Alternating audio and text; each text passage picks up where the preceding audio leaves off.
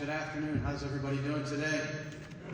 I am very thankful and grateful that I'm able to stand up here and share a few different things. Can you guys hear me? Yeah. I've never been told that my voice is soft, so kind of a loud voice. It's an honor to be able to stand in front of you and share a message about my dad. And you know, as I was standing here today, I actually thought about wearing Jenny's here that he was talking about on the way. I told Jenny, I said, to give his legacy a good message, I should wear that red jammy that he was always wearing when people would answer. And we talked about that on the way over. And when you talk about a eulogy, there's so many different things that you can share and talk about. Some people want to give a resume, and some people want to talk about different blocks and different rooms. And there's so many people here that mean that mean a great deal to me, that have legacies and memories that I don't know, that I wasn't a part of, but I've heard many different things about. So as much as I can share some of those, I thought I would share with you some things today that I've never told anybody. Maybe my wife, but probably not.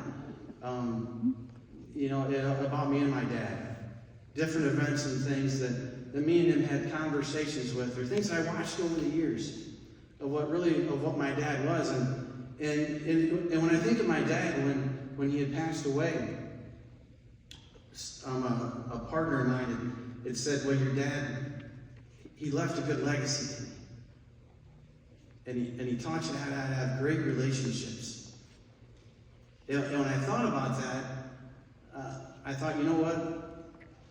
What can I really share with you about what my dad really is? About what I've seen and what I know what my dad is. And it's really a couple different things. There's a sticker on my computer that says that I should, as I walk daily, that I can treat everybody like Jesus Christ in disguise. And what if I did that? And I look at my dad throughout the years, and there's different events that happened that in my life that were pivotal. And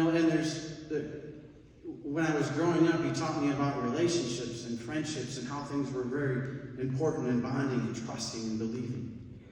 God was always a part of those conversations. There's different scriptures that you can talk about that bring, to my dad, to talk about, the woman at the well. My dad was always at the well. And he knew you were coming. The woman that was cast upon stone, that was thrown to sin, and he without sin cast the first stone. My dad never casted that stone. And then always being able to serve and help for somebody was along the way when it wasn't convenient. And one of the things that in my own life that was pivotal for me to see the character that my dad had was during a time that was interesting for us in our family, that really changed us. I had an older brother that's now in heaven, that passed on. And I remember when he dove into a wave and became a paraplegic, and I watched how my dad reacted to that. And in as much as we're in the hospital that first night, he was more concerned in the drive in the truck as the helicopters had flown my brother off, and we'd walked back to the beach, and we packed up the camper, and we'd had the black truck. And I'm in the back, and the whole conversation that my mom and him were having was, how was everybody else going to feel? You see, his son, we didn't know what was going to happen.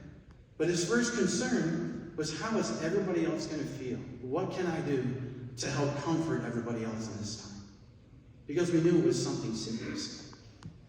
And I watched my dad's character when we go into the hospital, and we've seen that. And making this about my father, his vision was not only to comfort my mom and my sister, but for everybody that was there, he was more worried about how they felt. And I can tell you at times, as I've gone through that and I've seen how my father reacted to that, there's a couple of pivotal times in my life, but the biggest one that I've seen was how Dad was always concerned about other people. And to be real clear, other than the close circle, he never really cared what anybody else thought about him. What he cared about is how you felt about you. That's what he really cared about. Now, that close circle, he did with my mom and, asked some things, but generally as Christ walks, he's more concerned about how you feel about him, or about how you feel about you. He didn't have to like Christ. It didn't matter to him, but he was always there for you. And I watched another time in our life where it was just my dad was in an interesting situation to where he was just getting drilled and hammered from every corner, from a choice that he honored. And even in our closest circle of people, we're just hammering a poop out of my father. But I remember sitting in his office during these times, and we were talking about different things and frustration. He looked at me, and I said, Dad, how can you want to help these people? How can you want to even talk to these people? How can you even want these people in your life anymore? They're ridiculing you, they're beating you up, they're pushing you down. And he said, Greg, I'm more concerned about what we can do to help them feel better. Because there's light at the end of the tunnel. And even in those times, I looked at my dad, and I understood that his heart was more about what can he do for you. It didn't matter how it came back.